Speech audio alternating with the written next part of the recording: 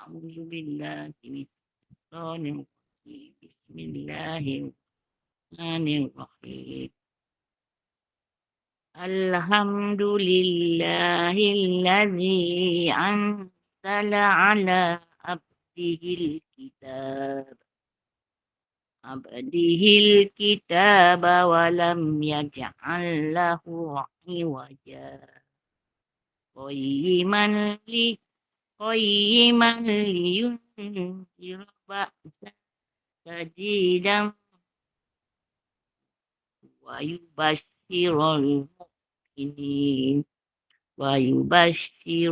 mu'minina allazina ya'maluna sholihati anna lahum ajran hasana makisina fihi abada wa yunzirul ladzina qalu ittakhadallahu walada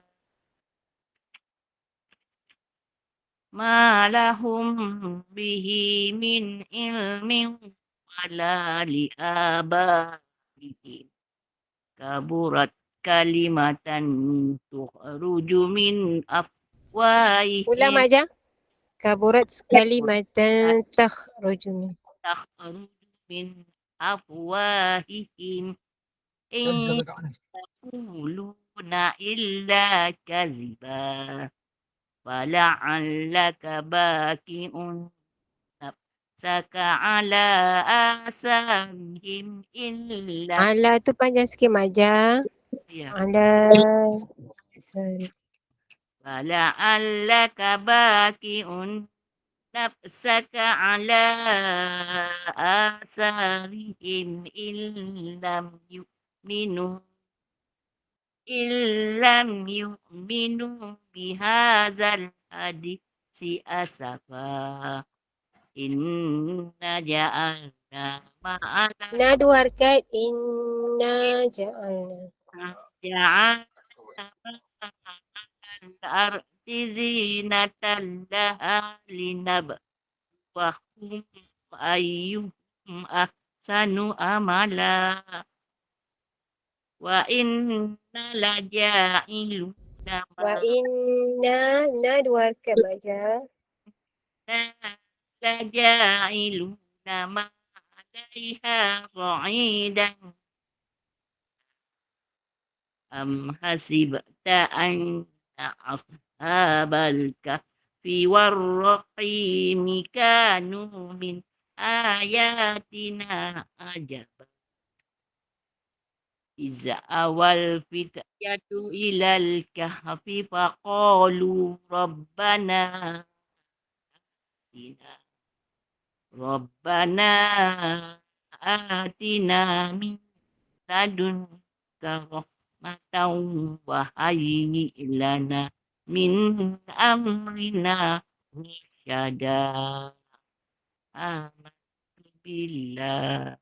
Terima kasih Budak MJ. Kak Zarina nak ngaji tak Kak Zarina? Baca 10 ayat akhir Al-Kahfi. Terima kasih Budak MJ. Sama-sama. Maaf tengah berperang yang cucunya. Okey Kak Zarina, tak apa faham. Tak apa. Tan, kau baca Tan 10 ayat akhir. Kita tak boleh uzur.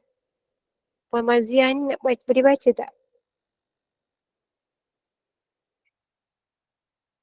Puan Maziah boleh baca tak 10 ayat akhir Al-Kahfi? Tak Puan, tak. Tan, kau baca lah Tan. Kita semak. Cepat.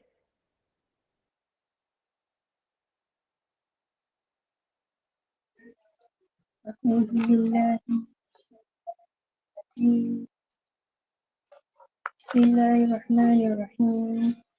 الذين كانت أعينهم في غطاء عن ذكري وكانوا لا يستطيعون سمعا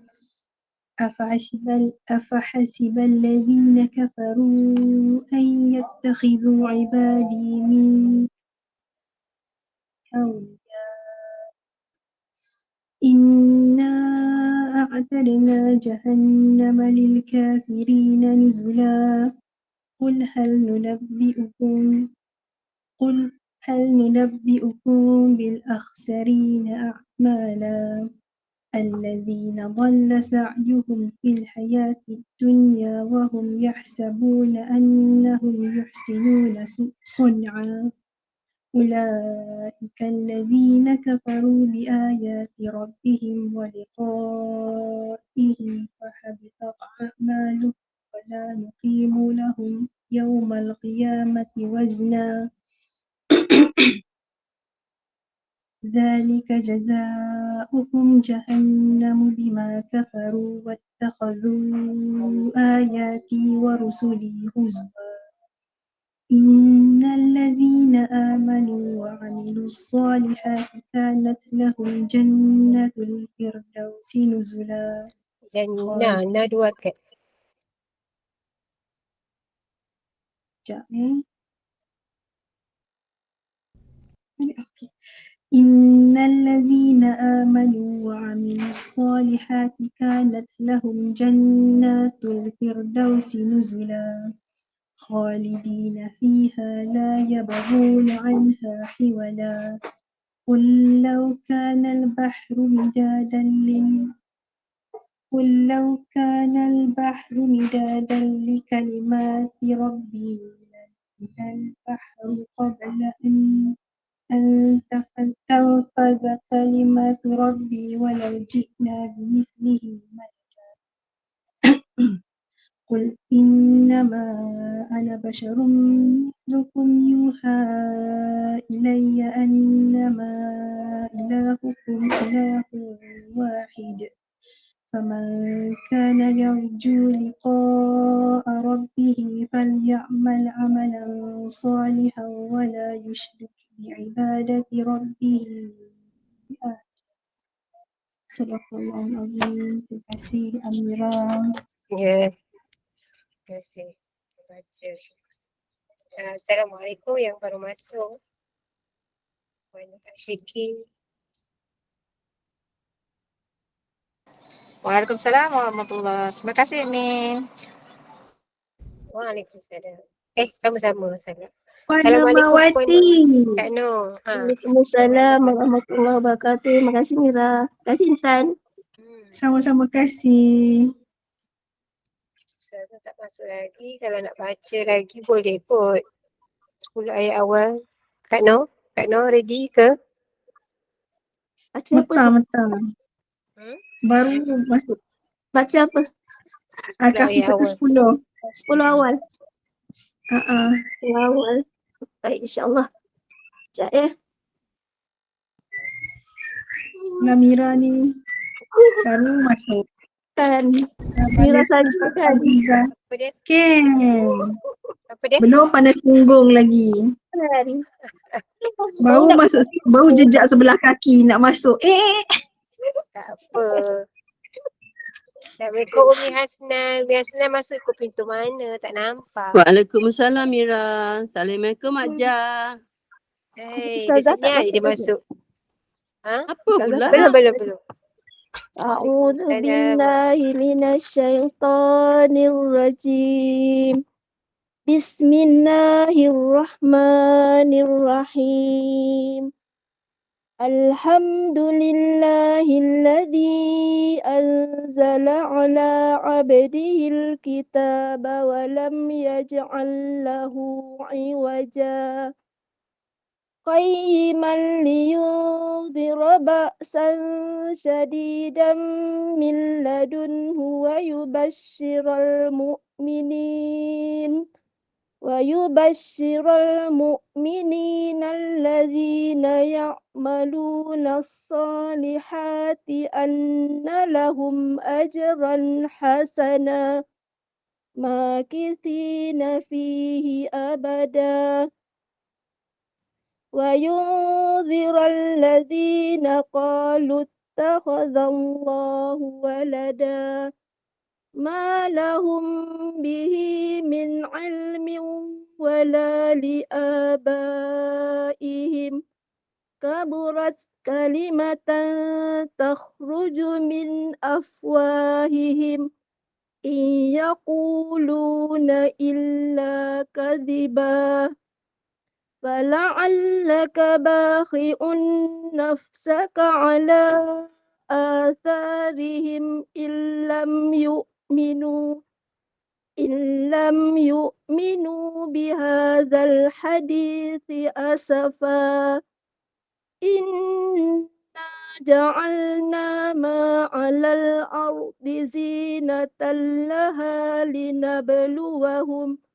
لنبلوهم أيهم أحسن عملا وإنا لجاعلون ما عليها صعيدا جرزا أم حسبت أن أصحاب الكهف والرقيم كانوا من آياتنا عجبا إذ أوى الفتية إلى الكهف فقالوا ربنا آتنا من لدنك رحمة وهيئ لنا من أمرنا رشدا صدق الله العظيم.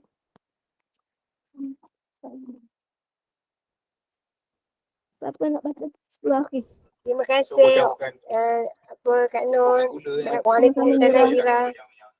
Kalau tak masuk lagi, Ira boleh baca ke 10 ayat akhir surah Al-Kahfi?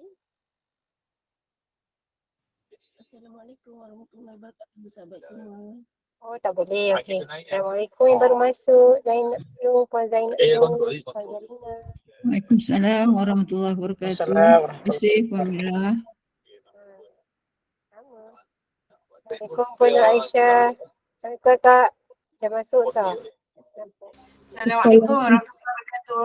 Waalaikumsalam warahmatullahi wabarakatuh. Alhamdulillah. Siapa boleh baca 10 ayat akhir surah Kahfi sebelum Ustazah masuk? Volunteer, sila. Assalamualaikum Wan Dewan. Assalamualaikum. Waalaikumsalam warahmatullahi wabarakatuh. Masuk. Assalamualaikum Puan Saria. Assalamualaikum yang baru masuk. Assalamualaikum warahmatullahi wabarakatuh. Mira, tak ada yang baca ke Mira? Tak ada pun Kak Nur baca habiskanlah Kak Nur. Sila. Okey, baik. Baik, terima kasih. Alhamdulillah. Sama. أعوذ بالله من الشيطان الرجيم الذين كانت أعينهم في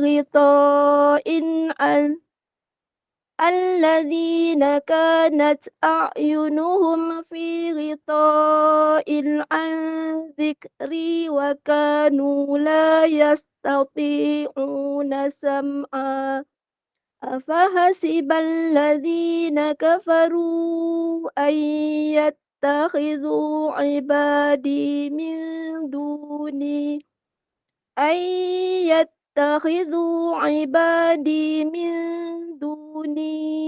أولياء إنا أعتدنا جهنم للكافرين نزلا قل هل ننبئكم بالأخسرين أعمالا الذين ضل سعيهم في الحياة الدنيا وهم يحسبون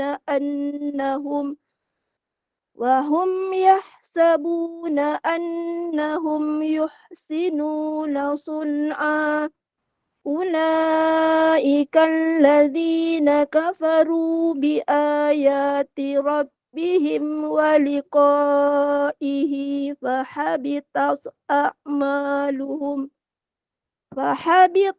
أعمالهم فلا نقيم لهم يوم القيامة وزنا فحبطت أعمالهم فلا نقيم لهم يوم القيامة وزنا ذلك جزاؤهم جهنم بما كفروا واتخذوا آياتي ورسلي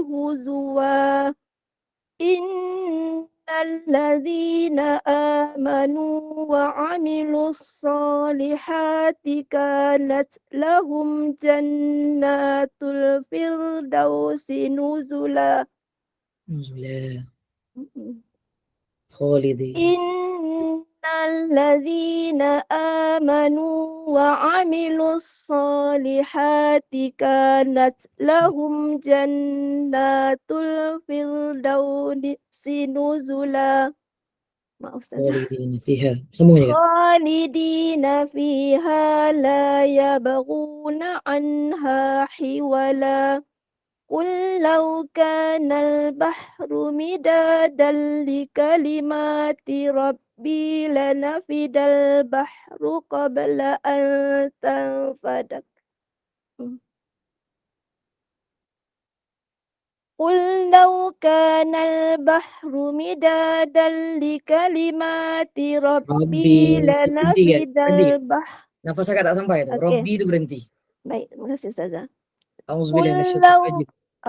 أعوذ بالله من الشيطان الرجيم قل لو كان البحر مدادا لكلمات ربي لنفد البحر قبل أن تنفد كلمات ربي ولو جئنا بمثله مددا قل إنما أنا بشر مثلكم يوحى إلي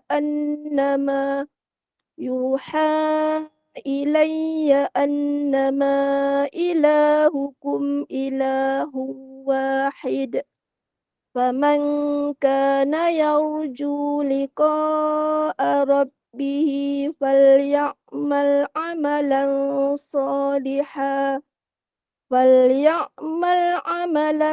صالحا ولا يشرك بعبادة ولا يشرك شن فليعمل عملا صالحا ولا يشرك بعبادة ربه أحدا.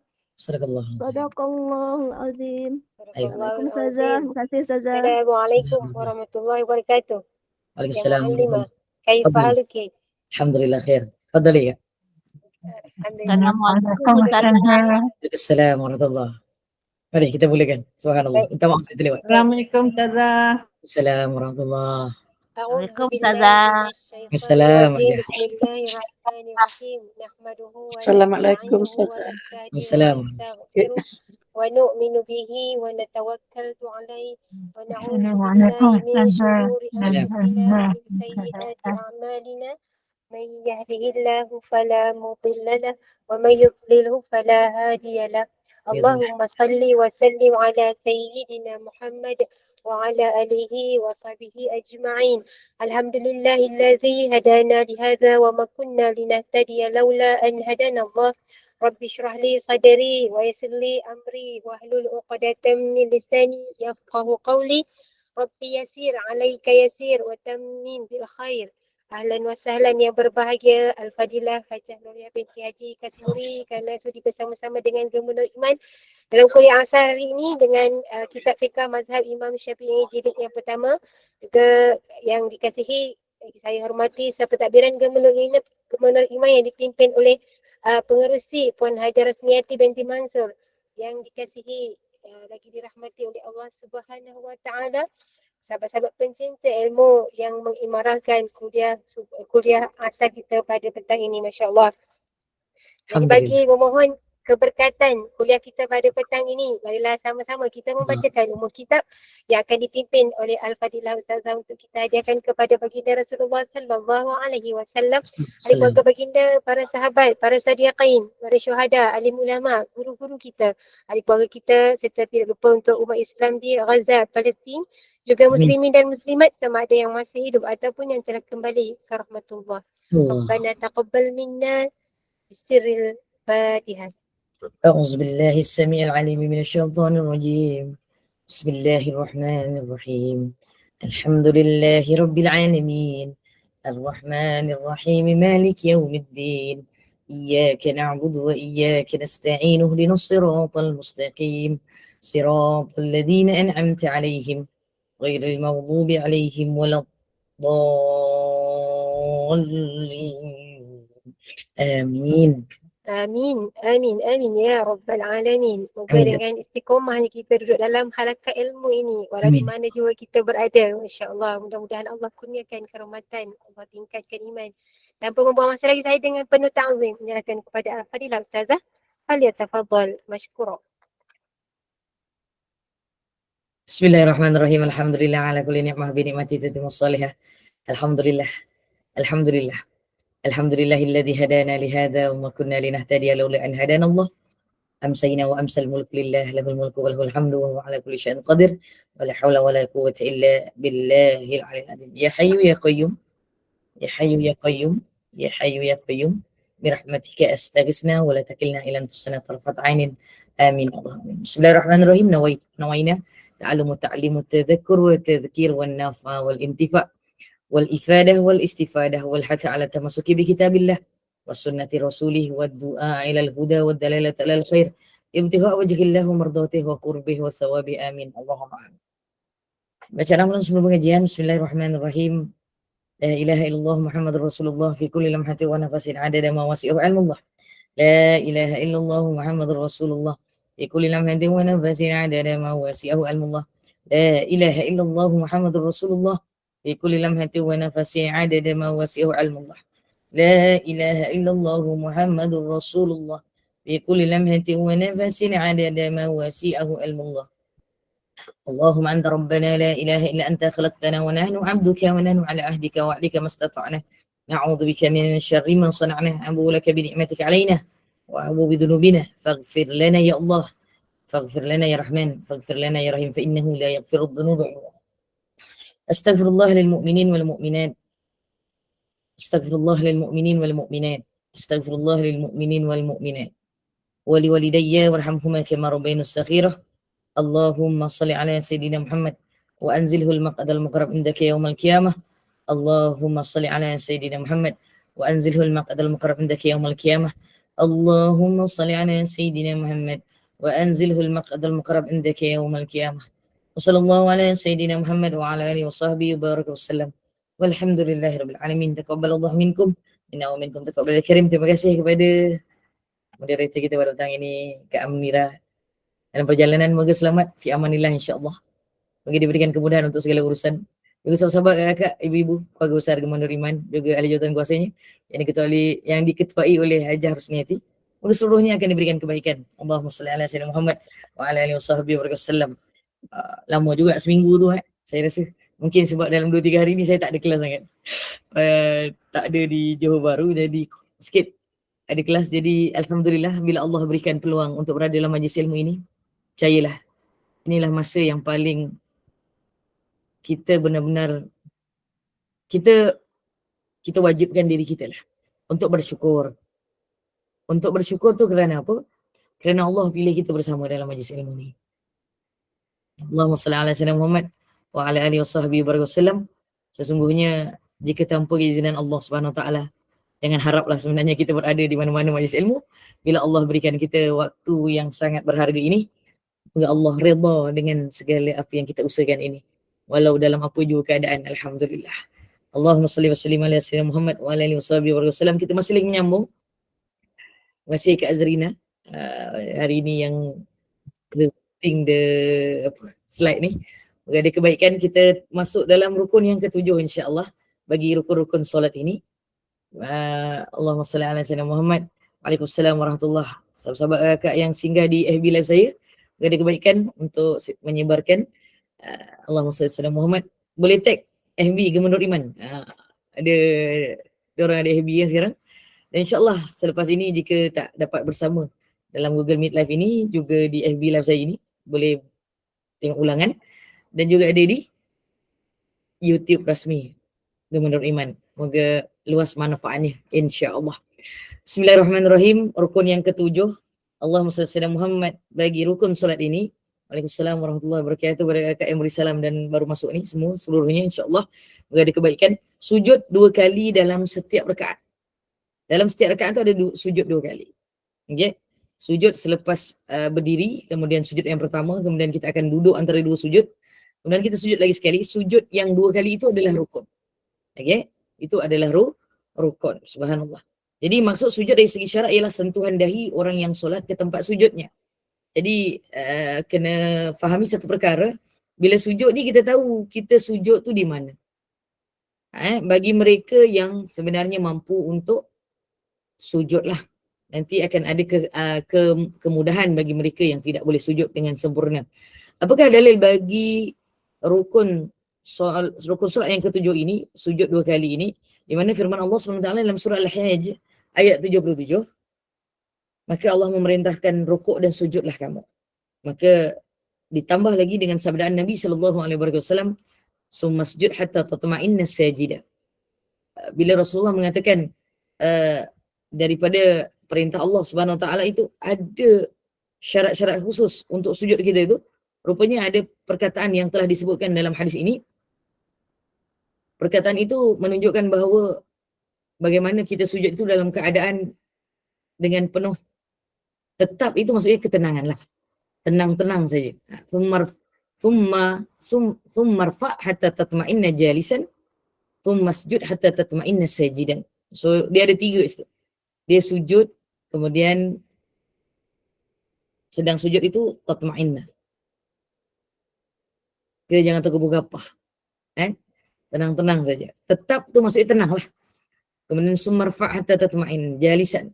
Bila kita naik daripada sujud itu dan kita duduk tu pun kena dalam keadaan ketenangan. Iaitu tetap sebentar. Dan bangunlah kemudian dalam keadaan dudukmu, kemudian sujudlah lagi sehingga keadaannya juga tetap. Keadaannya maksudnya sujud tu selesai tetap, barulah sama ada kita duduk antara 2 sujud semula untuk tahiyat awal ataupun tahiyat akhir, ataupun kita akan berdiri semula bagi rakaat pertama ataupun rakaat yang ketiga bagi ada yang 4 rakaat itu. Wallahu a'lam. Okay. Itu adalah pengertian sujud mengikut syarak dan juga dalil khusus daripada surah Al-Hajj ayat 77 ini. Allahumma salli ala Muhammad wa ala alihi wasallam. Maka syarat-syarat sah bagi sujud ini, yang pertama adalah terbuka dahi dan tidak berlapik. Okey, hari ini kita bagi contoh paling mudah. Kalau ibu tengok Kak Azrina, yang tu tak boleh. Yang tu kena buka. Itu sajalah. Ini hukum mazhab Syafi'i. Jadi luar daripada solat tak ada masalah. Jadi saya, Kak Amira dengan Kak Jumina dengan pakai tudung ni pun boleh solat. Tak ada masalah. Jadi dia kena dahinya bagi orang yang bersujud ini dia tidak berlapik dan tidak tertutup. Itu adalah syarat yang pertama. Ketika meletakkan di tempat sujud. Jadi kalaulah ditakdirkan contoh bukan Kak Azrina lah, orang lain lah insya-Allah, wallahu alam. Kalau diberi ujian tidak boleh sujud lah. Maka perkara utama, kalau contoh pakai niqab segini, sujud tu masih boleh diguna pakai. Tapi nanti akan ada wajah itu pada permulaan sebenarnya adalah perkara yang perlu dibuka. Ada sebahagian daripada masyarakat, bila dia kata sekarang dia batuk sikit-sikit pun dia tutup. Sebenarnya batuk sikit-sikit pun tak boleh tutup. Ikut mazhab Syafi'i. Kalau tak dia kena tukar mazhab dulu dekat tempat lain ataupun dekat negara ni. Contoh macam tu. Tapi dia tak boleh tiba-tiba hari ni mazhab Syafi'i, besok mazhab lain. Gitulah kan. Kalau sebahagian daripada mazhab Allahumma salli ala Muhammad, sebenarnya sebahagian besar daripada ulama mazahib yang 4 ini semuanya membuka muka. Subhanallah, untuk solat berhadapan dengan Allah Subhanahu Wa Taala. Jadi syarat sah ini adalah apabila kita sujud ke tempat sujud, maka kena tidak ada lapik. Okey? Itu adalah syarat yang pertama, terbuka dahinya. Yang kedua, sujud hendaklah berlaku di atas 7 anggota sebagaimana yang telah dihitung oleh Nabi SAW dalam sabdaan baginda SAW.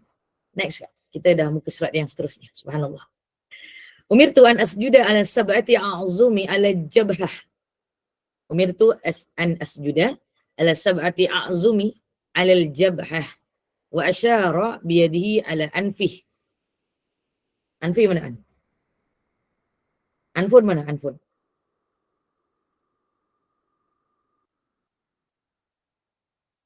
Tu ada makna dia tu. Tulang hidung ni. Sampai ke sini. Okay? Atas hidung, dahi, hidung. Maksudnya kat situ wa asyara biyadi ala anfi wal yadain. Dengan hidung. Kemudian dua tangan wal yadain. Okey, satu dahi, dua tangan, kemudian dua lutut, rukbatain, lutut. Boleh tengok lutut masing-masing.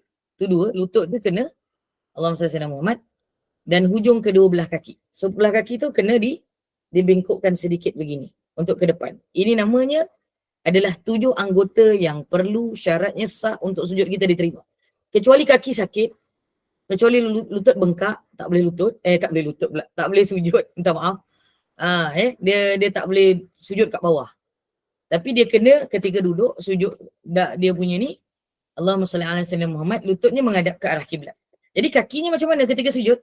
Dia pun sebenarnya kalau tengah duduk atas kerusi, dia kena berusaha untuk dia kena bengkokkan sedikit dan kedepankan. Walaupun sebenarnya ketika itu kakinya memang dah ke depan. Betul? Jadi dia pergerakan untuk kedua-dua belah kaki itu hujungnya, kalau kita rukuk sujud dengan sempurna, maka dia akan berbengkok sedikit begitulah. Dia bukan diginikan, bukan diletakkan saja. Tapi oleh kerana kita duduk, kita memang kaki kita ke depan. Betul, kita duduk atas kerusi kan? Duduk atas kerusi. Jadi kalau kita duduk bawah, bukan atas kerusi, kadang-kadang kita sihat walafiat, kita solat sunat, maka kita kena buat yang sama. Itulah sujud berlaku pada 7 anggota sebagaimana yang telah ditu. Rasulullah meletakkan tangannya ala anfihi tu. Nabi kata, so maksudnya syaratnya dahi ni dengan ni sekata, dua-dua kena lah, lebih kurang kena. Tapi kalau syaratnya yang paling penting adalah dahinya. Tapi dahi ni dia sekata dengan hidung. Tak kira lah kalian punya hidung mancung ke tak mancung ke, dia tetap akan bila terletak, dia betul-betul dia sujud yang sempurna, hidungnya juga akan kena pada tempat sujud. Itu maksudnya. Okay? Allahumma salli ala sayyidina Muhammad. 7 anggota. Ini adalah hadis riwayat Allahumma salli ala Muhammad. Disebutkan bahawa perkara ini adalah hadis sahih lah. Cuma tidak disebutkan di sini riwayat yang daripada mana, saya minta maaf. Tetapi tak silap saya, ini adalah hadis riwayat Imam Bukhari. Hadis riwayat Imam Bukhari dalam kitab yang lain. Allah Slide ada Ustazah. Mana? Riwayat Al-Bukhari dan Muslim. Jadi sesungguhnya kedua, bila dia sahihain ini maksudnya di hadis yang sahih lah. Maka ibu-ibu kalau nak sujud tanpa alasan, kalau tak ada sakit, tak ada apa, kalaulah tidak boleh meletakkan seperti mana yang disyaratkan dalam mazhab Syafi'i ini, maka kita punya solat tidak sempurna dan boleh membawa kepada tidak sah. Boleh membawa kepada tidak sah. Kecuali dengan alasan. Contoh memang tak boleh sujud dalam keadaan yang lama. Macam itulah. Dan tangannya itu juga menghadap ke depan. Kiblat lah maksudnya. Jadi ini adalah, walau bagaimanapun anggota lain daripada dahi tidak wajib, selain daripada dahi tidak wajib berada dalam keadaan terbuka. Yang ini tidak berlapik, tidak tertutup. Hanya dahi saja yang tidak berlapik. Yang lainnya kalau tertutup dengan telkung ke, tertutup dengan kain telkung ke, apa semua stokit, benda tu dimaafkan. Cuma dia menghadap ke arah kiblat. Ke arah kiblat. Sujud tu menghadap ke arah kiblat. Sama dengan dahi itu sujud. Subhanallah. Hadis riwayat Imam Bukhari dan Muslim. Okey. Yang ketiga, hendaklah terangkat bahagian paling bawah punggung melebihi bahagian yang paling atas kepala, sekadar yang termampu kerana mengikut perbuatan Nabi sallallahu alaihi wasallam. Ini sunnah yang besar, termasuk syarat sah bagi sujud itu menjadi sempurna. Okey? Terangkat bahagian paling bawah. Sebenarnya bawah kita adalah punggung. Ketika sujud dia ke atas, kepala kat bawah. Begitulah. Dan melebihi bahagian yang paling atas, dia tunduk ke bawah. Sekadar yang termampu kerana mengikut perbuatan Nabi. Kalau kita sujud tu, kita tak boleh tinggikan sangat. Kita hanya boleh begini saja. Tapi dia kena lebih tinggi daripada kepala. Dia tak boleh mendatar macam ini je sujud. Ini tidak dikira sujud. Dia kena naikkan sikit. Okay, naikkan sikit. Macam mana keadaan pun kalau kita boleh buat secara normal, tak ada sakit, tak ada apa, tak ada kekangan, maka dia kena tinggi sikit daripada kepala. Allahumma salli ala Sayyidina Muhammad ala alihi wasallam. Jadi itu adalah mengikut sunnah bagaimana Nabi melakukannya, dan dia adalah salah satu syarat sah bagi sujud. Subhanallah. Yang keempat, hendaklah tidak sujud di atas pakaian yang bersambung dengannya, yang mana pakaian tersebut akan bergerak dengan pergerakannya. Bagi orang Malaysia dia pakai telekung. Telekung tak boleh kena dahi. Tapi boleh kena tangan ataupun kain telekung tu kena dekat lutut ataupun kaki. Tak ada masalah. Dahi saja yang tak boleh dilapik dengan telekung. Jadi kalau rukuk tu, sujud tu minta maaf, dia macam gini, jangan tiba-tiba terkena dekat dahi. Kalau kena kat hidung pun, dia jangan kena hidung semua. Terkena mulut pun, lebih baik jangan kena muka lah. Lebih senang cakap lah. Kan aku cakap macam ke bawah-bawah, nanti orang try pula ke atas kan. Jadi, dia sebenarnya lebih baik jangan terkena pada kita punya wajah lah. Subhanallah. Okay. Jadi yang kelima, dia sujud tu tak ada tujuan lain. Dia sujud bukan kerana nak elak orang daripada cari dia ke apa kan, tak ada. Dia kena sujud itu memang sujud kerana waktu tu tengah solat. Tengah solat kerana Allah Subhanahu wa ta'ala. Okay. Niatnya tu kena betul. Allah SWT. Telekung, kalau pakai telekung lah. Kalau pakai tudung, orang sekarang pun ada pakai himar kan. Himar tu besar kan. Macam Kak Azrina pun pakai tudung ni pun sangat besar. Jadi kalau dia terkedepan, kena tarik. Pergerakan itu tidak membatalkan wudu untuk wudu pula. Semayang untuk dia ke belakang. Sebab pergerakan itu cuma sekali. Untuk mazhab Syafi'i tak ada masalah. Allahumma salli ala sayyidina Muhammad. Jadi berhati-hati. Seelok-eloknya kalau telekung tu, kalau dia tutup kat atas ni, okey lah. Ada live pula kat sini. Dulu saya pernah buat dekat dalam kelas. Ingat tak dulu masa belajar, masa sekolah-sekolah rendah, kalian pernah pakai tudung macam ni? Tengok muka saya sini. Pernah nampak macam ni? Macam ni. Jangan ketawakan saya. Saya nak tunjuk ni. Kalau sampai sekarang kalian pakai macam ni, tak sah sujud kalian. So dia kena naikkan. Lapangkan macam ni. Comel kalau buat macam tu. Tapi tiap kelas aku memang cakap macam tu dan orang makin comel. Patutlah. Alhamdulillah. Comel lah jugalah. Alhamdulillah. Hadza min fadli rabbina. Ustazah jangan pakai selalu macam tu. Tak. Saya tak pernah pakai pun dulu. Masa kecil dulu saya tak macam tu. Saya dulu lagi ke belakang. Lagi kadang-kadang nampak jambul pula. Kadang lah. Allahumma salli ala Muhammad wa ala alihi washabihi wa barakatuh. Subhanallah. Jadi ibu akak yang rahmati sekalian, perhatikan anak-anak kalian, anak-anak perempuan kalian. Di mana anak-anak perempuan kalian kalau pakai tudung dia suka ikut trend. Tapi bagi pelajar-pelajar sekolah madrasah ni sekolah agama lah. Sebenarnya sekolah tu madrasah. Tapi biasa kalau madrasah orang tahu bahawa dia adalah sekolah agama. Sekolah agama tak dibenarkan pakai tudung begitu. Daripada awal saya belajar, tak boleh pakai macam itu. Tapi kalau pergi sekolah menengah, saya minta maaf dengan izin, mereka kebanyakannya kalau trend dia masa sekolah menengah lah. Kan? Dia macam trend sampai tutup sampai sini. Macam ni. Dia macam lawa agaknya pada dia orang, saya pun tak pastilah. Saya tengok macam pelik lah masa saya sekolah dulu. Sekolah kita orang tak ada macam tu dulu. Allah SWT. Kalau tak, ustazah akan naikkan sikit. Malu lah kat depan orang kan.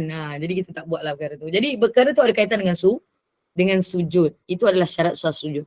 Jadi sesiapa yang memakai tudung kepala tu dalam keadaan yang saya tunjukkan tadi, yang nampak comel saya pakai tu, tak berapa nak comel sangat pun, Allahumma salli ala sayyidina Muhammad, maka untuk semayang tak sah. Sebab dia menutup dahi. Lapangkan bahagian dahi ketika memakai tudung atau untuk bersolat. Jadi naikkan betul ke atas. Naikkan ke atas ni, dia memang hanya sisi muka saja dengan dahi kita. Dahi kita sendiri lah. Kita tak boleh tengok dahi kau dengan dahi aku. Kenapa kau tutup dahi kau? Dahi aku sampai ke atas sini. Jadi aku sampai sini cukup lah. Dahi kita takat ni. Masing-masing punya dahi berlainan. Wallahu'alam. Ya Kak Surina, dia nak tanya kah? Subhanallah. Assalamualaikum warahmatullahi wabarakatuh, Ustazah. Salam, ya. Maaf tanya sikit, Ustazah. Masa kita solat tu kan kita nak sujud, Ustazah cakap tudung kita tu naik ke atas kan. Adakah ukuran dalam katanya dulu akak ni dibagi tahu untuk ukuran lah. Untuk ukuran kita gunakan 4 jari kita ataupun 3 jari kita di atas dahi untuk memastikan dahi kita tu kena pada sujud, kena pada sejadah. Ukurannya berapa akak punya? Saya? Akak dapat ukuran macam mana? 4 jari. Macam mana 4 jari? Daripada aras kening ke atas. Betul tak? 4 jari masing-masing lah kan? Ya. Ah, ah. Kau Tengok jangan guna jari aku besar tak? Tak tengok pada pembahasan dahi juga tu lah. Tapi betul sama. Dia sebenarnya tak perlulah 4 jari tu sebenarnya. Dia Ah. sebenarnya kalau saya 4 jari, saya sini 4 jari. Tak Kalau Ustazah, 4 jari saya dah sampai sini. antara panduan lah, panduan. Kalau Panduan. Dia ikut jari masing-masing. Sebab itu dia ikut jari masing-masing. Tapi Ah. sebenarnya paling tidak, kalau dia ada jenis orang perempuan ni, dia ada anak rambut yang banyak. Jadi kita tak boleh buat satu keadaan yang 4 jari tu juga. Sebab 4 jari tu maksudnya dia sampai ni lah. Tiang ni, tiang pula. Apa nama ni? Tulang ni. Paling tidak tulang ni. So lapang dia daripada sini. Dia bukan daripada atas dahi ni. Tadi kan dia syarat kat sini mengatakan bahawa Allahumma salli ala Muhammad, sujud di atas 7 tulang anggota, dahi sambil mengisyaratkan dengan tangannya ke arah hidung. Nabi menunjukkan ke arah hidung. Maksudnya 4 jari tu bukannya atas dahi. Dia daripada sampai tulang ni lah. Tulang hidung tu. Mengisyaratkan itu. Jadi masing-masing dia tak boleh tengok. Macam saya cakap tadi, dahi saya adalah ikut ukuran saya. Allahumma salli ala Muhammad. Tapi dulu saya pernah dengar juga, tapi kami tak digalakkan guna perkara tu lah. Sebab yang penting belajar syariat ni, kita dah tahu bezakan antara dahi dengan wajah. Dan hidung ini bukan syarat untuk sujud. Dia adalah tambahan kepada tulang dia saja kat sini ni. Subhanallah. Kena faham lah tu. Jadi kalau hidung ni terangkat sikit pun tak ada masalah. Dia masih sah. Tapi dahi ni kalau dia tak kena, dia tak sah. Macam itulah. Kalau dia berlapik pun dia tak sah. Syarat dia. Terima kasih Ustazah. Boleh. Tapi boleh je guna kaedah tu. Dia tak menyalahi pun. InsyaAllah. Allah. Terima kasih Ustazah. Assalamualaikum. Okey. Assalamualaikum. Ustazah. Assalamualaikum. Ya Kak Wan. Alhamdulillah suara tak Sihat ke? sakit tekak. Ini kalau orang yang duduk, terima kasih. Kalau orang duduk atas kursi, dia pakai tudung macam Ustazah tu tak ada masalah kan? Dia tak payah ikut ukuran. Asalkan dahi, nampak dahi dia. Nampak dahi saya. Kalau yang tadi saya tutup tak nampak kan? Kalau macam tu kan dahi yang kita pakai tudung biasa, Kak Man selalu pakai tudung labuh semayang, tak pakai terkung kan? Jadi Kak Man akan buka dahi macam biasa lah kita pakai tudung. Macam tu je lah Ustazah kan? Boleh. Yang penting ketika kadang-kadang kita punya tudung ni dia adalah jenis kain kan? Dia ada jenis kain yang kadang-kadang dia berombak dan dia lembut. Kemudian dia terletak. Jadi pastikan dia terletak pun dia jadi macam saya punya kepala lah sekurang-kurangnya ni. Walaupun kita tak dia teruslah sini. Walaupun kita tak sujud di lantai ya. Saya? Walaupun kita tak sujud di lantai. Kalau tak sujud kat lantai tak jadi syarat dia Kak Wan. Tak payah risau. Okey. Yang penting ini ketika mana dia turun sujud ke tempat sujud. Itu saya cakap tadi. Kalau dia duduk solat dalam keadaan duduk, maka dia sedikit berlainan hukum dia. Tapi kalau nak lebih baik, wajahnya terbukalah. Yang mula-mula tadi kita bercakap pasal kaedah macam mana yang minta maaf kat Azrina, yang tu kena dibuka seluruh muka itu untuk solat. Itulah maksudnya. Dibuka tu termasuklah dahinya terbuka, wajahnya terbuka. Wajahnya tu adalah sampai ni kan. Nampak kalau tudung saya ni dia ada ni kan. Sebenarnya bawah sikit lah. Ini adalah kebiasaan zaman sekarang. Apa nama dia? Garisan rahang. Rahang kita kat sini kan. Jadi sebenarnya ni kita dah lebih tutup lah ni. Okey lah ni. Just nice lah macam ni tudung macam ni. Kalau tudung zaman dulu, tudung sekolah dulu mana ada benda ni? Betul tak? Betul kan? Macam Kak Jumini pakai tudung tu sekarang. Kan dia tak ada ni kan? Jadi kalau sembayang Kak Jumini tak boleh pakai tudung tu. Jadi Kak Jumini kena tutup depan sikit sampai ke sini. Cari benda lain. Jadi kena ke depan kalau tudung tu. Sebab dia tak ada ni kan? Tak ada yang apa nama penutup rahang tu. Tak berdagu. Kena tutup dagu. Berdagu. Masya Allah. Rupa tudung berdagu. Mana? Bukan dagu. Tudungnya. Tudungnya tu kena ada dagu. Tapi terbelakang. Jadi kena kedepankan sikit. Dia kena kedepankan sikit. Bahaya. Okay, right. Faham. Jadi kena kedepankan lah kalau semayang. Macam mana Kak Amirah? Tunjuk sikit. Pusing sana. Tak payah bawa muka macam ni. Ini je. Tu lah. Macam tu. Lebih kurang begitulah. Sebenarnya bawah sikit pun tak apa. Boleh. Tak ada masalah. Okay. Sebab dia rahang kat sini. Ini adalah daripada muka wajah. Dia sampai sini je. Pun dah mencukupi. Wallahu a'lam. Okey. Kemudian syarat sujud yang seterusnya 1 2 3 4 5. Yang keenam, sujudnya kenalah ditekan kepada lantai tempat sujud tu dengan tekanan yang nyata. Sebab itu nanti kadang-kala ada kesan sujud bagi mereka yang kerap sujud itu. Benarlah apa yang disebutkan oleh Al-Imam Syafi'i ini mengikut apa yang disunahkan diamalkan oleh Rasulullah SAW. Dan sekiranya di tempat sujudnya di bawah dahinya ada kapas atau seumpamanya, nescaya kapas tersebut akan tertekan dan akan nyata kesan sujud di atasnya. Kalau kapas tu menghalang sebahagian besar daripada dahi, dia tak sah. Tapi kalau kapas tu agaknya selai macam tu kan, sikit macam tu, benda tu dimaafkan. Kadang-kadang kita pergi mana-mana masjid, okey, ini hadis lain ini tak ada ditulis kat sini. Ada satu hadis yang di mana Rasulullah menegur sahabat, selepas daripada solat tu, Rasulullah tidak menggalakkan atau melarang lah. Lepas tu dia sapu dahi dia. Kerana ada kesan habuk ataupun batu-batu kecil macam itulah. Allahumma salli ala Muhammad. Assalamualaikum. Jadi kata Rasulullah, ia akan menjadi tanda ke atasmu di hari akhirat kelak. Begitu. Itulah kesan sujud kita.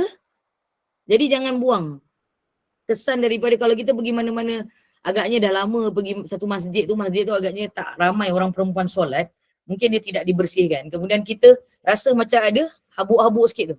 Jangan tengah solat tu kau duk bersih macam ni. Ada satu hadis. Kalau tak salah saya tu hadis sahih. Dulu masa belajar ustaz selalu ingatkan dengan ustazah. Sebab itulah kesan daripada sujud yang kita tekan tadi tu. Kalau dia bersih, pastikan kalau dia Allahumma salli ala Muhammad, dia adalah kapet yang lembut, pastikan dia masuk ke dalam. Gitulah. Kita masukkan sedikit, tekanlah. Dan hidung ni pun rasa terkena tempat sujud tu. Maka dia akan ada tanda nyata sujudnya. Kalau orang perempuan ni dia tak ada nampak dekat dahi sini tau. Sebab kita selalu kalau tekan, kita akan kena dekat dahi atas ni. Orang lelaki memang dia terus tekan macam ini saja. Dia lain sikit dia punya dahi dengan perempuan sikit lah. Dia beza sikit lelaki dengan perempuan. Jadi semua itu akan memberi kesan kelak di hari akhirat. InsyaAllah. Kat mana kita sujud, kat situlah akan menjadi bukti di hadapan Allah Subhanahu wa ta'ala, insyaAllah. Okay? Itulah sebabnya orang lelaki banyak dahi dia semua hitam. Itu sebab dia sembahyang sunat banyak. Dia bukan sujud yang banyak. Sebab sujud yang banyak tu dengan solat sunat lah. Alhamdulillah kan. Jadi kena saya Kadang-kadang saya tengok orang tua-tua kan, dia ada kesan dekat dia punya lutut hitam. Dua-dua belah ada. Itu pun salah satu kan? Boleh jadilah. Wallahu alam. Yang tu tak ada pula ada dengar dalam mana-mana dalil, tapi boleh jadilah. Boleh jadi pun ia sebab terlalu banyak dia sujud kepada Allah Subhanahu Wa Taala, insya-Allah. Mudah-mudahan semuanya akan menjadi tanda yang baik kelak di hadapan Allah. Insya-Allah. Okey. Ini saya. Maaf, sikit perkongsian daripada saya pernah ikuti daurah solat bersama dengan Ustaz Don. Kata menekan dahi tu, tekan kepala. Tapi connection sebenarnya tekanan pada jari kaki. Betul, lepas saya dapat ilmu tu saya buat, kita tekan jari kaki betul-betul automatik dahi akan tertekan dengan sempurna. Masya Sebab Allah. itu syarat yang kedua tu adalah penting. Ya, betul. Cuba buat. Jadi saya tak pernah buat. tujuh anggota ni akan memberi kesan. Dia buat dia punya tanggungjawab ketika sujud dengan ilmu. Jadi kalau tak ada orang yang membuka letak kakinya dan menekan begitu, maka dia takkan ada tekanan kat depan sebenarnya. Maka kalau kita duduk atas kerusi macam Kak Wan cakap tadi tu, kita dah tak rasa nikmat tu. Tapi dulu kita pernah rasa Kak Wan. Alhamdulillah lah dulu pernah rasa. Jadi sekarang jangan paksa. Kalau tak boleh nanti dia akan memudaratkan. Ini bagi mereka yang dalam keadaan sihat. Macam yang masih muda. Kak Amira masih muda. Kak Azrina kan masih muda. Kan Alhamdulillah ramai lagi yang masih muda ni. Maka perhatikan 7 anggota ini. Dan dia akan menjadi syarat sah kepada sujud kita. Dan syarat-syarat sah ini menunjukkan kepada kesempurnaan solat. Sebenarnya kalau dia tak berapa betul pun sebenarnya tak berapa diperbaiki. 7 anggota ini dilakukan macam mana yang saya katakan tadi tu. macam mana yang Kak Azrina tambah tadi tu, maka dia bukanlah kena tekan kuat-kuat, tapi paling tidak ketujuh anggota ini akan menghadap kiblat. So check. Maghrib nanti tengok solat kalian. Kaki aku macam tak berapa menghadap kiblat dah masa sujud. Maka tak salah sujud kalian sebenarnya. Wal na'udzubillahi min zalik. Kecuali kalian memang ada kekangan, sakit kaki. Kecuali ibu-ibu ada kelemahan, maksudnya kaki mungkin ada sakit dia apa, maka mudah-mudahan Allah akan memaafkan. Wallahu a'lam. Okey. Ustazah, soalan. Soalan apa? Saya ada soalan ke? Bukan dah faham. Ya, Ustazah, bila kita sujud, tiba-tiba ada dekat sejadah kita tu macam benda yang menekan dahi kita lah. Kita beralih, angkat, lepas tu kita sujud semula, batal Ustazah. Macam mana? Naikkan sikit, naikkan sikit je. Naik kita macam, lepas tu kita sujud semula. Itu kan tadi saya cakap tadi, patutnya benda yang lekat dekat sini jangan disapu. Walaupun sapuan itu tidak akan menjadi membatalkan solat, dia akan menghilangkan keberkatan sujud tu dengan tempat kat mana kita sujud. Kecuali perkara itu adalah kapas yang besar dan perlu dialihkan. Jadi kalau dia cuma sikit-sikit macam biji-biji pasir apa benda semua tu, dia tak adalah, dia akan rasa lah, dia ada kesan kan.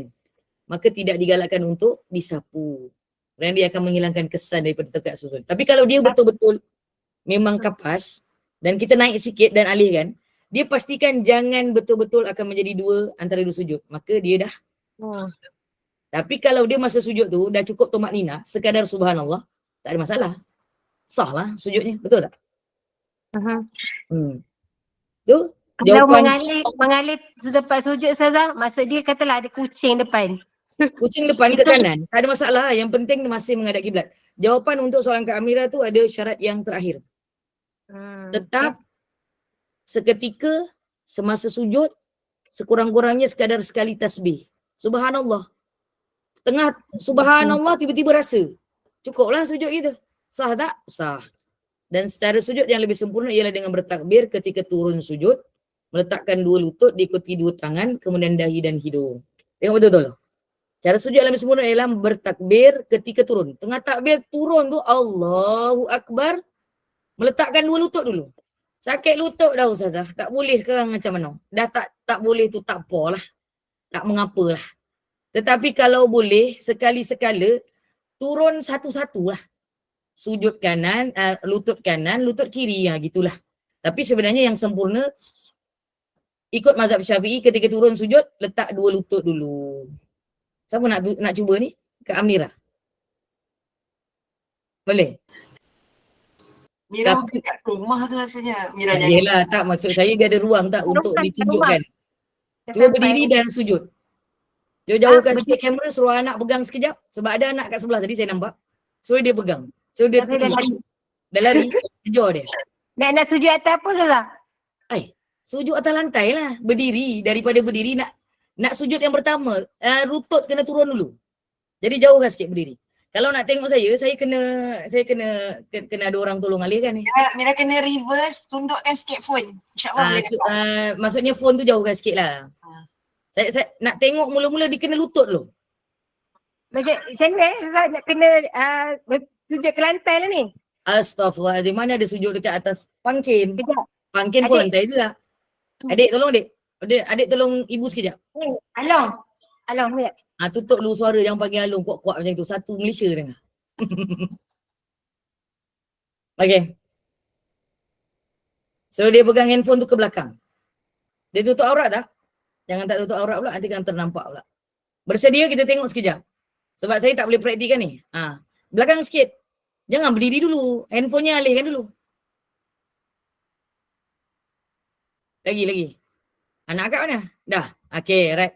Belakang lagi. Suruh dia belakang lagi. Akak cari ruang kosong. Jangan bukan kat situ, cari ruang kosong. Mira kena mengiring. Baru nampak kat situ. Yelah memang kena mengiring, ngadap sana. Yes. Tapi turunkan dia punya tu. Handphone. Turunkan phone sikit. Turun ke bawah. Jangan ke lantai. Tunjukkan ke atas macam gini anak dia. Turun lagi. Handphonenya turun lagi. Jangan tengok muka ibu. Exactly. Depan sikit. Ke depan lutut. Bukan belakang punggung. Mira reverse sikit. Handphone tadi cantik dah. Okay, alright. Cantik. Akak undur sikit kak. Undur dua Okey cantik. Okey, bismillah. Dia kena lutut dulu turun Kak Amira. Hari ni betul-betul admin buat kerja betul ni. Sampai akhir aku tak adalah aku seorang-seorang buat kerja. Okey. Okey. Betulkan handphone dia turun ke bawah. Sabar.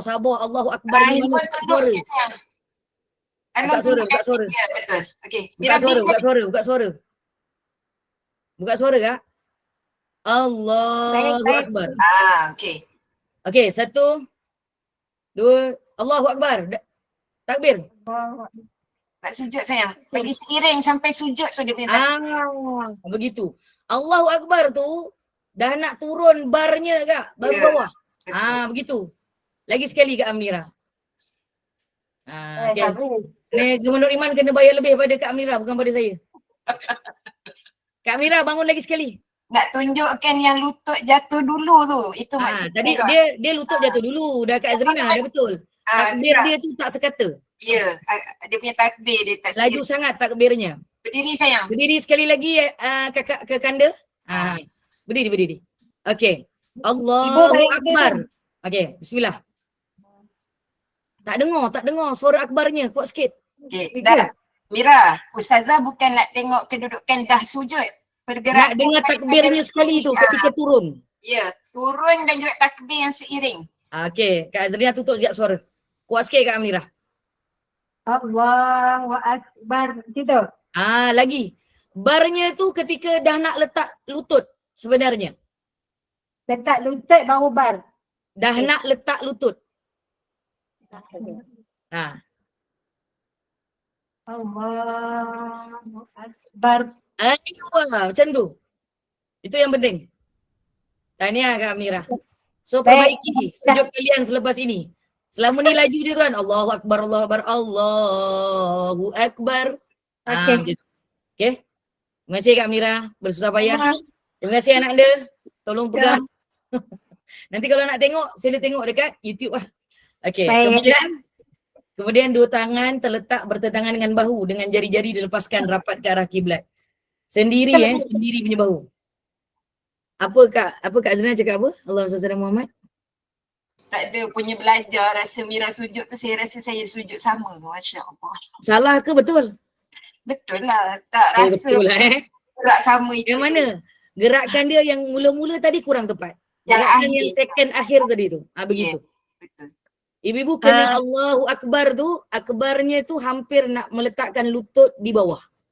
Allahu Akbar. Begitu. Tadi nervous Ustazah, nervous. Bela. Tak pernah jadi model tadi. Tiba-tiba jadi model. Masya-Allah. Yelah. Tu cakap nanti saya punya rezeki petang ni kongsi dengan Kak Amira lah. Dia yang buat tu kan. Praktikal. Subhanallah. Okey. Seterusnya tangan ni dia sekata dengan bahu masing-masing. Kemudian jarinya terbuka sedikit. Bukan besar ni. Terbuka saja sedikit. Bukan macam ni. Bukannya rapat. Terbuka sedikit. Cukuplah. Kita sekadar Allahumma salli ala Sayyidina Muhammad. Kita meletakkan tu dan kita selesa letak tangan tu. Tak adalah rapat macam ni. Bukan begitu. Dia macam ini je biasa. Okay? Kemudian jarakkan perut daripada dua paha.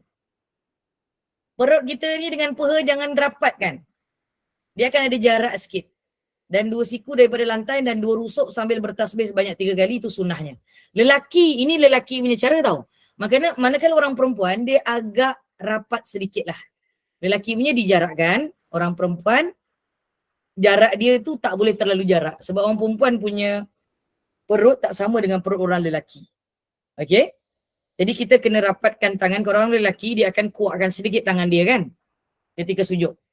Kuatkan pun jangan kuat sangat, kena orang sebelah. Kuat tu maksudnya lebarkan sedikit aja, letak tu lebarkan sedikit. Kita pula cuma rapatkan dan bertenang macam tu. Tatma'inna tu. Tu maksudnya. Dan sunnah bertasbih 3 kali, paling tidak cukup dengan sekadar sekali tasbih. Daripada Abu Hurairah radhiyallahu anhu menceritakan sifat sujud dan sifat solat Nabi sallallahu alaihi wasallam. Kemudian baginda bertakbir ketika turun untuk sujud.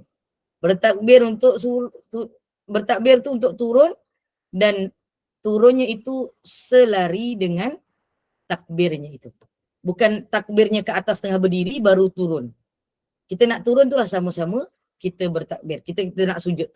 Hadis riwayat Imam Al-Bukhari dan juga Imam Muslim. Allahumma shalli ala Muhammad wa ala alihi wasahbihi wa barakatuh. Jadi sekurang-kurangnya bacaan dalam sujud, next sikit kak. Allahumma shalli ala Muhammad. Subhanallah. Dalam hadis Nabi SAW apabila sujud, kemudian baginda SAW tadi, idza sajadta fada'a kaffaika warfa' mirfaqaik. Apabila sujud, letakkan dua tapak tangan dan angkatlah kedua belah siku kamu. Ini lelaki. Dia angkat siku. Itu yang keluar sikit tu. Jadi orang perempuan, adab dia rapatkan sedikit. Macam tu. Rapatkan, tetap dia kena angkatkan sedikit lah. Jangan diletakkan seperti kesemuanya dekat atas lantai. Itu ada hadis lain yang menunjukkan bahawa Allahumma shalli ala Muhammad, jangan sujud seperti duduknya anjing, meletakkan dia punya kakinya itu. Bukan begitu. Okay? Hadis seterusnya ada riwayat Imam daripada Abdullah bin Malik. Hadis Allahumma shalli ala Muhammad, riwayat Imam Bukhari dan juga Imam Muslim. Kana idza shalla inna nabiyya sallallahu alaihi wasallam farraja baina yadayhi hatta yabdu bayadul ibtaih. Nabi SAW apabila solat, baginda meregangkan kedua belah tangannya. Lelaki, ni lelaki, bukan perempuan. Orang lelaki kena renggangkan sedikit sehingga kelihatan putih kedua ketiak baginda SAW. Maksud putih tu, maksudnya bukanlah secara nyata bahawa perkara itu dilihat putih. Boleh jadi ada waktu ketika ini dilihat ketika Rasulullah tidak memakai pakaian yang sepenuhnya seperti mana pakaian yang kebiasaan kita melihat orang solat. Boleh jadi ketika berperang. Jadi melihat perkara itu. Ini riwayat yang mengatakan bahawa sehinggakan kuatkan itu dia jadi makna maknawi, dia nampak macam nampak ketiak lah. Kelihatan putih. Begitu. Bersihnya ketiak baginda Nabi SAW. Jadi sementara hadis yang lain, wa nahya yadaihi an jambaihi wa wada'a kaffahi hazwa mankibayhi. Atas sikit kak, next. Daripada Abi Hamid radhiyallahu anhu wa radu'an, bahawa Nabi SAW merenggangkan kedua tangannya, atas lagi satu, bawah sikit. Kedua-dua belah tangan daripada dua rusuknya dan meletakkan kedua-dua belah tangan kanan selari dengan dua bahunya. So letak tu pun, ini pun kena serata. Bukan depan sangat, bukan belakang sangat. Kalau dia belakang sangat, dia akan menyesatkan kita untuk meletakkan tangan. Tapi dia just nice je. Kita sujud tu dia sama lebih kurang dengan kita punya bahu. Kalau tinggi sikit pun mungkin dekat kita punya telinga atau bawah telinga. Tak ada tiba-tiba kita letak dekat atas melebihi daripada kepala tu. Itu tidak mengikut sunnah Nabi SAW. Dan Imam Abu Daud pula meriwayatkan daripada Allahumma shalli ala Muhammad. Inilah Imam Abu Daud ni kan. Lagi satu kak? Ada lagi satu tu? Bahawa sesungguhnya begitu juga dalam hadis yang menyebutkan wa idza sajada faqala fi sujudihi, riwayat Imam Abu Daud juga, membaca tasbih sebanyak 3 kali. Ini dalil mengatakan bahawa Nabi mengulang 3 kali. Demikianlah sekurang-kurang sujud faqad tamma. Tamma tu maksudnya kak, dalam bahasa Arab sempurna. Sekurang-kurang sempurna sujud. Dia tulis kat situ sedemikian sekurang sujud kan. Dekat dalam kitab tu kedua-dua Allahumma shalli ala Muhammad, sekurang-kurang sujud yang paling sempurna. Dalam kitab bahasa dia panjang sikit. Yang paling sempurna. Tamma tu maksudnya dia sempurna. Perkataan tamma tu. Faqad tamma sujuduhu wa dzalika ada apa tu? Adnahu. Itulah yang paling maksudnya minimum lah. 3 kali. 3 kali bacaan tasbih tu. Itu paling sempurna. Tapi nak bagi sah sekadar nak bagi dia tatmain tu sekadar Subhanallah. Sekadar tasbih. Subhanallah. Okay. Allahumma shalli ala Muhammad. Okay. Walau bagaimanapun cara sujud perempuan sedikit berbeza daripada anggota sujud lelaki. Ketika perempuan sujud hendaklah merapatkan anggotanya antara sama lain. Kalau lelaki tadi direnggangkan, kita rapatkan. Okay? Kita rapatkan. Kemudian hal ini berdasarkan hadis Nabi SAW, berjalan berhampiran 2 orang perempuan yang bersolat lalu baginda bersabda, Iza sajadtuma fadduma ba'dal lahmi ilal ard fa innal mar'ata laisa fi dhalika karrajul. Apabila kamu sujud, rapatkan sebagian badan ke lantai kerana orang perempuan tak sama cara sujudnya sebagaimana orang lelaki. Badan ke lantai itu maksudnya kita punya badan ni bukan maksudnya kena renggangkan begitu. Rapatkan, itu rapat dekat dengan tempat sujud kita lah. Cuma jangan meletakkan tangan itu benar-benar rapat ke tempat lantai itu. Wallahualam. Dan apabila kedua-dua kamu sujud, rapatkan sebahagian badan ke lantai kerana orang perempuan tidak sama cara sujudnya sebagaimana orang lelaki. Kita tak kuatkan badan kita sampai ternampak ketiak kita, tak ada. Dan kita juga cuma yang lain tu sama sekata kita punya tempat tangan sujud dengan kita punya bahu. Wallahu a'lam bissawab. Hadis riwayat Imam Al-Baihaqi. Ada soalan? Tak ada. Boleh insya-Allah. Jadi cara sujud yang soalan bangun daripada sujud dia lah. Saya? Soalan bangun daripada sujud ada. Masa sujud tak ada lah. Bangun daripada sujud apa? Soalan dia apa kawan? Bangun, bila bangun daripada sujud tu kan, lepas Tok Manina tu, ada orang dia kiam, ada orang dia terus kiam, ada orang dia angkat takbir. Duduk. Masa kita bangun. Yelah, dia duduk kan? Dulu ke dia terus bangun ke apa? Macam mana? Dia bangun. Kita kan kita dah lepas duduk antara dua sujud kan. Kita bangun kan. Allahu Akbar. Jadi masa Allahu Akbar tu, ada orang dia angkat tangan dia tu Allahu Akbar tu dia takbir. Tangan dia macam takbir. Tapi soalannya, ada orang duduk kiam. Jadi yang mana satu betul tu Ustazah? Dua-dua betul. Yang angkat takbir tu bukan wajib. Tapi kalau orang katanya kalau kita angkat takbir 4 kali kalau kita sembahyang asar, haram. Jadi kalau angkat sampai 4 takbir. Saya tak dengar. Haram angkat takbir ketika? Kalau sembahyang asar contohnya sembahyang asar 4 rakaat. Kita angkat takbir bangun daripada sujud tu 4 kali kita angkat takbir tu, katanya haram je. Tak ada. 2 kali aja yang wajib yang sunat. Tak ada. Tak ada. Tak ada pula dengar. Akak dengar di mana? Dengar pada ustaz lah, dengar pada mana lagi. Aduh, Ustaz kat Afrika. Allah Alam, mungkin saya yang tak belajar lah, tapi dia bukan perkara yang wajib dan dia juga bukan perkara yang sunat. Dia adalah perkara yang diharuskan saja. Kata yang takbir 2 kali yang awal tu sunat katanya. Ya, semua takbir dalam solat adalah sunat, Kak Jah. Tak ada yang haram, insya-Allah. Ustazah, saya nak tanya. Ya, Kak Zuraida. Yang saya dapat dari ustaz lah, yang kita bangun daripada sujud tu, nak berdiri tu, yang rakaat ketiga yang kita angkat takbir, yang rakaat yang kedua dan keempat tak perlu. Saya ada dengar juga. Sebab dia membezakan antara sebab yang ketiga tu antara ni je lah, bangun kita dah baca tahiyat. Yang tu saya ada dengar. Kalau akak cakap yang rakaat ketiga dengan keempat tu saya ada dengar. Tapi secara khususnya daripada perbuatan takbir itu dia tidak menyalahi pun kalau kita buat. Kan tadi Kak Wan tanya, dia boleh ke tak boleh kan? So dua-dua mana yang salah, mana yang betul? Dua-dua betul, tak ada yang salah. Benda tu masih boleh dibuat. Dia tidak melebihi pergerakan ke? Sebab kalau kita buat 4 rakaat tu tak melebihi pergerakan. Adakah dia berturut-turut? Adakah dia berturut-turut? Tidak kan? Tidaklah, tapi rakaat dia berturut-turut kan? Rakaat dia berturut-turut, rakaat memang kena berturut-turut. Rakaat kalau kau asingkan dah tak jadi rakaat 4 rakaat, dia jadi rakaat lain. Kan? Gitu. Jadi maksudnya perbuatan lagi satu, tangan ni dengan jari jemari ni dia bukan dalam pergerakan yang besar. Jadi dia tak menjadi isu yang besar. Tapi kalau nak menjaga supaya tak berbuat perkara itu, maksud saya tadi kan soalannya tadi betul, mana satu yang betul? Saya cakap dua-dua betul. Maksudnya benda dua-dua dibolehkan lah. Tak ada larangan lah. Setahu saya belajar tak ada larangan sampai dekat keempat, ketiga tak boleh, 4 tak boleh tu saya tak pernah dengar larangan tu. Wallahualam. Boleh jadi macam saya cakap tadi, saya yang kurang belajar. Allahumma salli ala sayyidina Muhammad.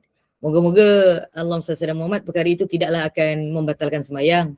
Kerana cerita berkaitan dengan mualat, yang ini berturut-turut ni, kalau kita buat perkara itu dalam sembahyang, dia berturut-turut. Contoh, kita bergerak daripada kanan ke kiri tadi sebab sejadah dia ada barang katnya kan.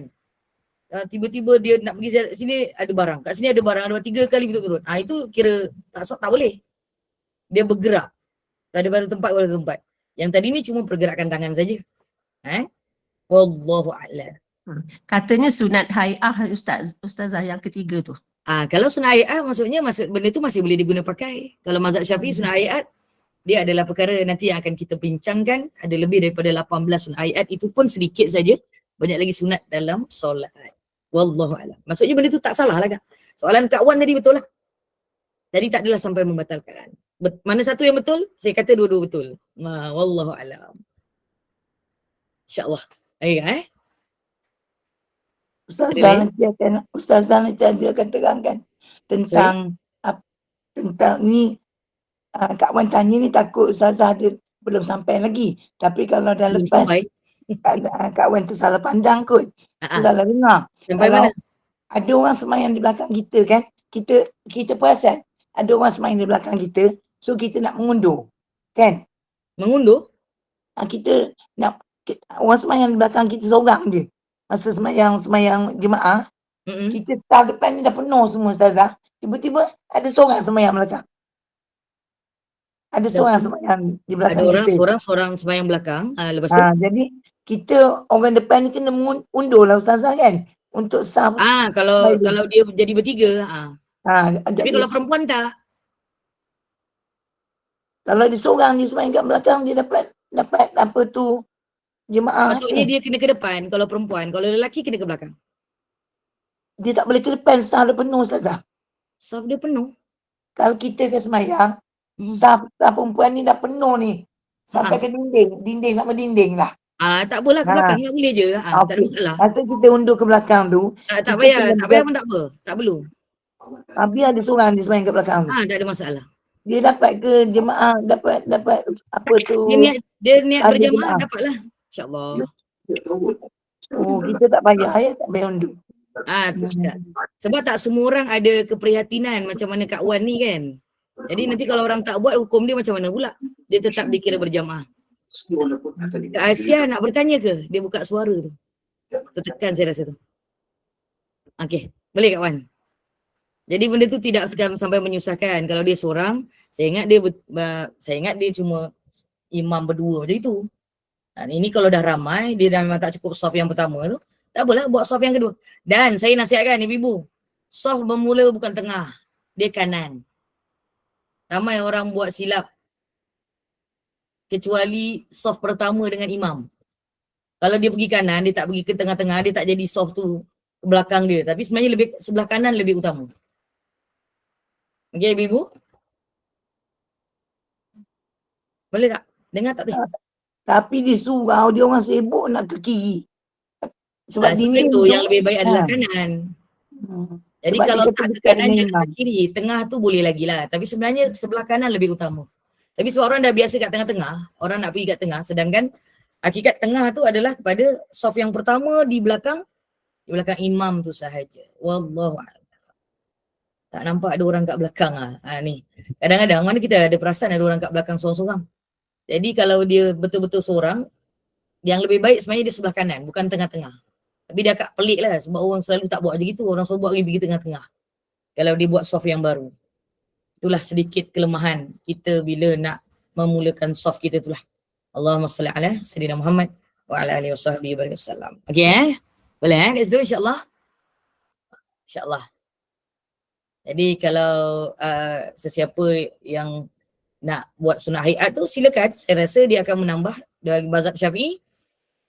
Dia akan membawa kepada pahala insya-Allah. Kalau tak buat, dia tak perlu sujud sahwi dan tak berdosa. Wallahu a'lam bissawab. Ada soalan lain? Tak ada. Kalau tak ada boleh tak saya tawakufkan dulu kat sini sebab dah 6.20 ni. Sebab nanti kalau nak start balik ni, walaupun sebenarnya dia dah sangat ringkas, tapi dia akan boleh drag sangat panjang juga nanti ni. Kalau ada persoalan. Cuma saya nak bagi tahu, nak ingatkan pada ibu-ibu dan kakak yang rahmati oleh sekalian. Cerita sujud ni, dia ada amalan. Amalan tambahan. Saya tambah sikit lah dengan amalan tambahan yang ketika mana kita rukuk dan amalan tu sama juga untuk sujud. Apa amalannya Kak Amnira? Ketika rukuk, kita baca apa? Kak Azrina? Yang minggu lepas tu ke? Hamdan kasiran taban barakan fi. Apa Kak Wan? Bila kita Ustazah tanya tadi kan, kita dah lepas sami Allah liman hamidah, hamdan kasiran taban barakan fi. Yang tu ke? Itu i'tidal. Saya cakap rukuk. Rukuk, baca apa rukuk? Rukuk baca apa selepas baca tasbih dalam rukuk?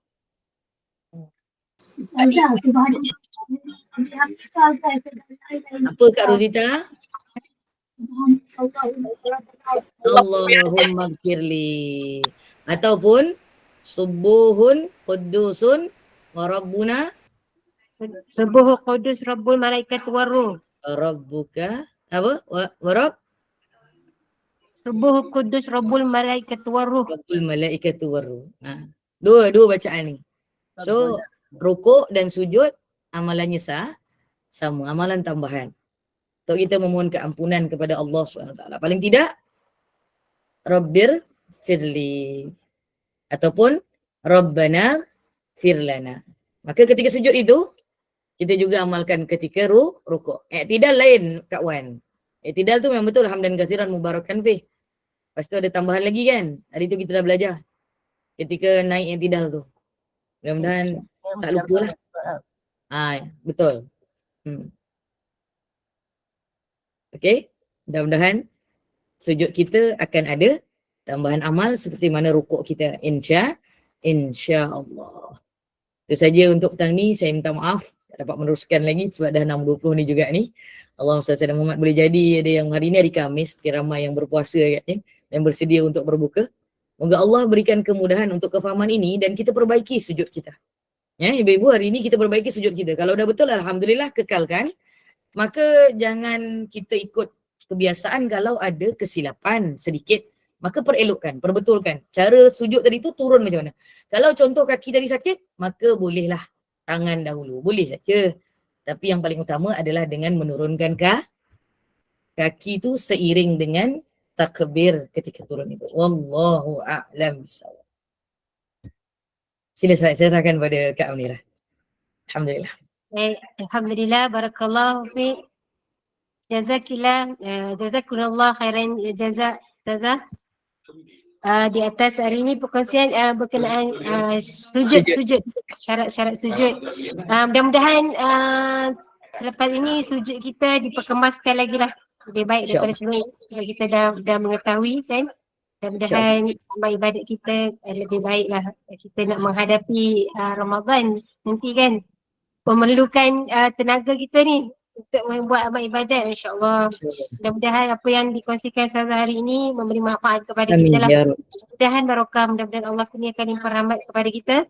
Terima kasih kepada tim Gema Nur Iman, sahabat-sahabat pencinta ilmu yang telah mengimarahkan kuliah kita pada petang ini. Ustazah saya buat sikit bahan. Kita ada kuliah maghrib hari ini dengan Al-Fadil Ustaz Muhammad Khair Fahmi bin Muhammad Anwar dengan bacaan surah Yasin, tahlil doa dan bacaan surah Al-Mulk. Jadi teruskanlah bersama-sama dengan Gema Nur Iman pada pukul 8 malam, insya-Allah. Jadi saya mewakili Gema Nur Iman memohon maaf sekiranya di sepanjang kuliah hari ini dapat sebarang kekurangan, kekilafan. Yang baik itu datang daripada Allah, tidak baik dan kelemahan itu daripada kami sendiri. Kita tangguh kuliah kita, mohon sekali lagi Al-Fadilah Ustazah untuk bacakan tasbih kafarah dan suratul As. Saya sudahi dengan wabillahi taufiq wal hidayah. Wassalamualaikum warahmatullahi wabarakatuh. Waalaikumsalam warahmatullahi wabarakatuh. Subhanakallahumma wabihamdika. Asyhadu an la ilaha illa anta astaghfiruka wa atubu ilaik. Bismillahirrahmanirrahim. Wal 'ashr. Innal insana lafi khusr. Illa alladhina amanu wa 'amilus solihat wa tawassaw bil haqqi wa tawassaw bis sabr. Sadaqallahul azim. Rabbana taqabbal minna du'ana ya Allah. Rabbana taqabbal minna du'ana ya Rahman. Rabbana taqabbal minna du'ana ya Rahim. Rabbana taqabbal minna du'ana wa salatana wa hajatana wa taubatana wa a'malana wa siyamana wa qiyamana wa ruku'ana wa sujudana wa taghashu'ana wa ta'abudana wa ta'amulana wa qira'atana wa tajammu'ana birahmatika ya arhamar rahimin innaka as-sami'ud du'a. Allahumma jam'ana hadzal jam'an marhuma wa tafarruqana min ba'di tafarruqa ma'suma wa la taj'al fina wa la ma'na wa la matba'una syaqiyyan wa la matruda wa la mahruma wa hab lana musi'ana li muhsinina al muqassirina li 'amilina li wajhikal karim arhamar rahimin irhamna ya Allah. Rabbana 'alaika tawakkalna wa ilaika anabna wa ilaikal masir. Rabbana atina fid dunya hasanah fil akhirati hasanah wa qina adzabannar. Wa adkhilna jannata ma'al abrar ya aziz ya sattar ya ghaffar ya rabbal alamin. Allahumma barik lana fi sya'ban ya Allah. Wa ballighna Ramadan. Wa ballighna Ramadan. Wa ballighna ila baitika latif fi hadzal Ramadan. Wa sallallahu ala sayyidina Muhammadin ummi wa ala alihi washabihi ajmain. Allahumma ansur al-islam wal muslimin. Allahumma a'izz al-islam wal muslimin. Wansurna ikhwanana fi kulli makan wa fi kulli zaman, khususan fi Palestin ya Allah. Fid dini wad dunya wa ila al-akhirah. Sallallahu ala sayyidina Muhammadin ummi wa ala alihi washabihi ajmain. Subhanaka rabbika rabbil izzati amma yasifun. Wassalamu ala al-mursalin. Walhamdulillahi rabbil alamin. Taqabbalallahu minkum minna wa minkum taqabbal karim. Aqulu qawli hadza wa astaghfirullahal azim li wa lakum wa billahi taufiq wal hidayah. Assalamualaikum warahmatullahi wabarakatuh. Wa ila liqa. Terima kasih.